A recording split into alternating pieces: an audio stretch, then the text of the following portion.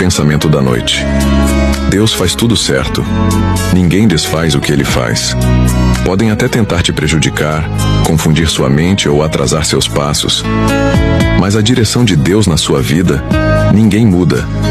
Ele conhece seu coração, suas dores silenciosas e tudo aquilo que você não fala para ninguém. A palavra diz: entrega o teu caminho ao Senhor, confia nele e o mais ele fará. Salmos 37:5. O que é seu, chega. O que é de Deus, ninguém atrasa. Ele honra quem permanece firme, mesmo cansado. Acalme o coração. O amanhã já está nas mãos dele. Que sua noite seja tranquila, sua mente em paz e seu coração cheio de fé. Amanhã é outro dia. E se Deus permitir, será lindo. Boa noite a todos. Fiquem com Deus. Amém.